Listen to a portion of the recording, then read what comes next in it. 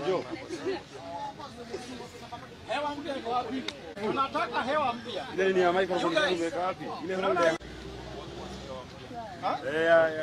Ya receiver. Aiko hewa mpya. Ajo. Maybe you can insert the mouth. Even there's a song.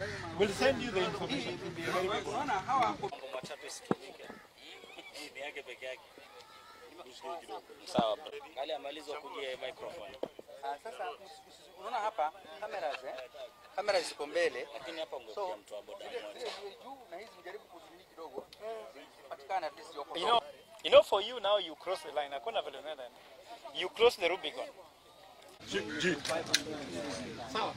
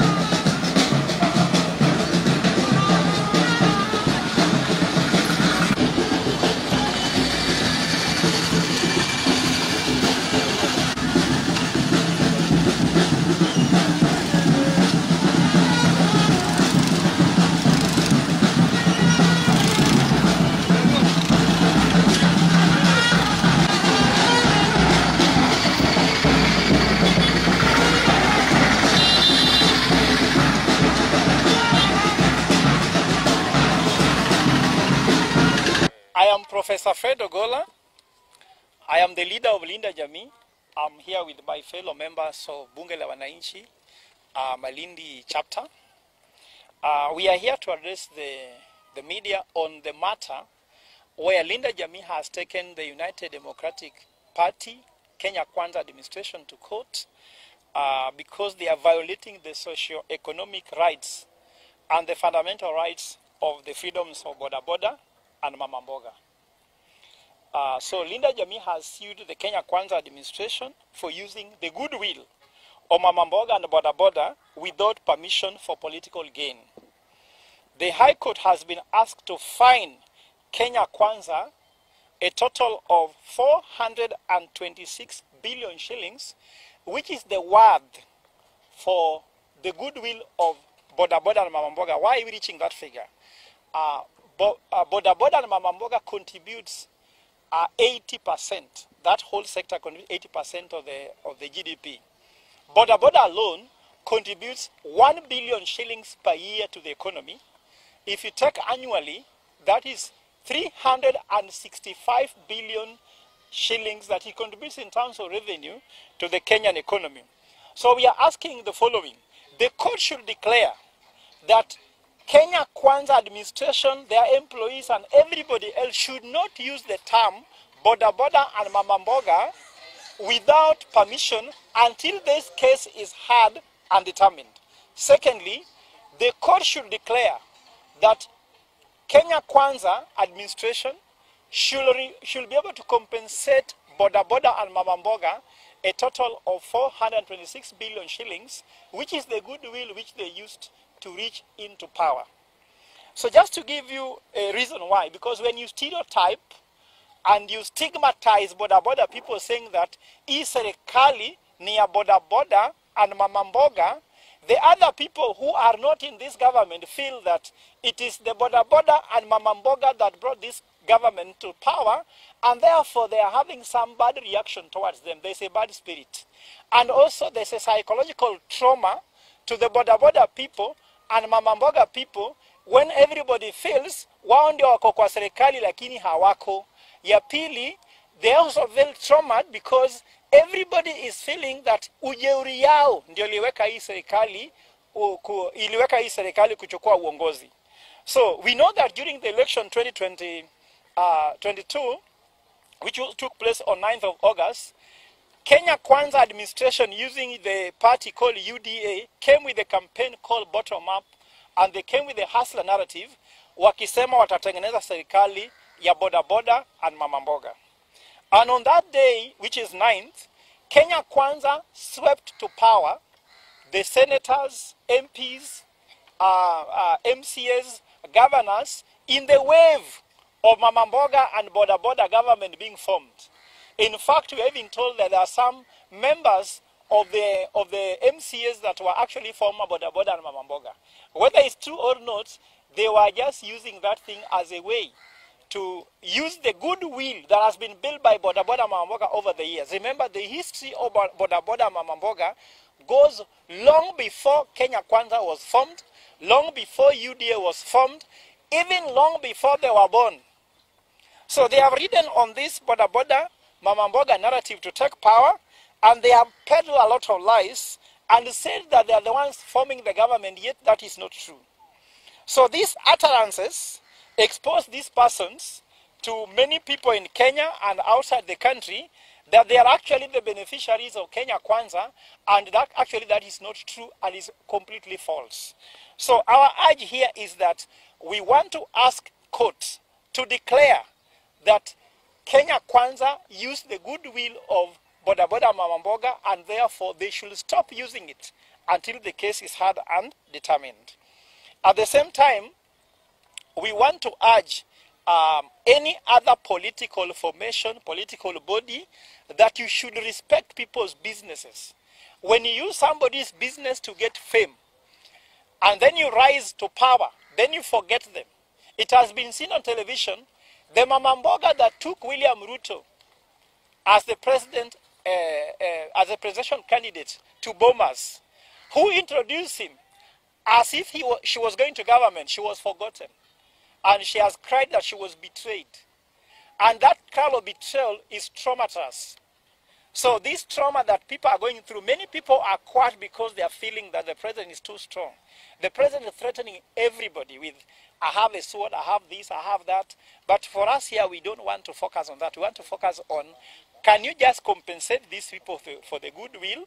Or at least give us evidence of the permission they gave you to use it. Anywhere the president talks, whether it is in the New Year message, he said he is sorting out Mamamboga and Bodaboda. Anywhere they give report about the state of the nation or the economy, it's always that Bodaboda and Mamamboga are benefiting. The question is, do you know any Bodaboda? Do you know any Mamamboga that has moved from being a Bodaboda and Mamamboga to be in government? If you know any, then the president is right. But if it's not the case, then you need to compensate how he used them to get into fame and power without actually making them feel this goodness they have got. So this petition has been filed. It's now sitting with Justice Mugambi. The court will give direction on the date of listening and mention of this case.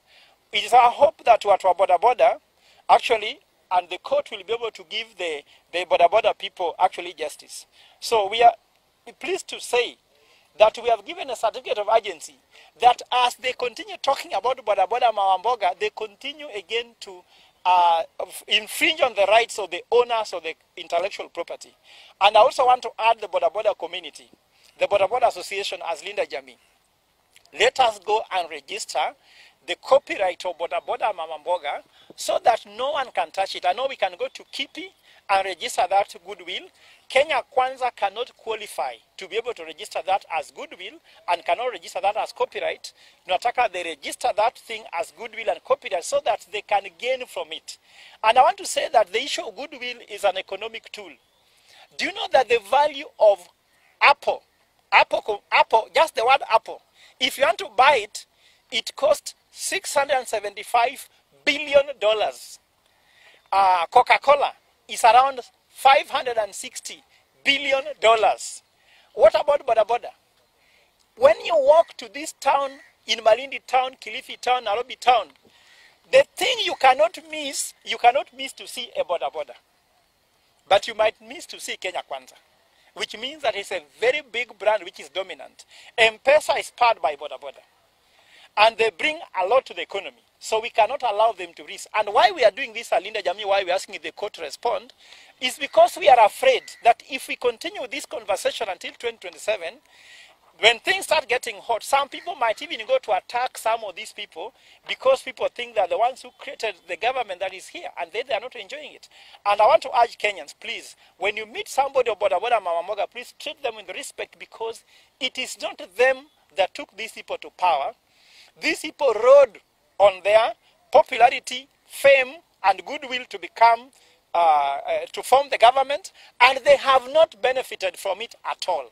So let us not have politics of them and we and them. All of us are Kenyans, we have a government, but let us have this peaceful, lasting environment where we can talk together. And I hope that if this Bodaboda and Mamambogas get the 460 billion shillings wired to them through their circles, the way they'll decide is up to them, they can be able at least to uplift themselves from where Kenya Kwanza promised to uplift them from, but actually have left them, because I'm sure they are suffering more than they thought they would. Thank you. Jina langu naitwa Karisa Fagio, mimi ni mkazi wa Malindi na tunafanya pamoja na Linda Jamii. Hasa wito wangu kwa sasa hivi naoelekeza kwa vijana na kina mama kwamba kufikia mahali ambapo tumesimama imebidi tutafute mbinu mbadala, kwa sababu shughuli zile ambazo tunazifanya sasa hivi haziwezi zikatupeleka mahali popote kama akili zetu hazitopanga mpango mwingine tofauti. Tumejipata katika njia panda kwa sababu tulipochagua serikali ambayo iko mamlakani sasa hivi tulikuwa na matumaini makubwa. Tukasema tunatoa mabwenyenye, tukasema tunatoa wale watu ambao walikuwa wanapora nchi, tukasema mambo mengi.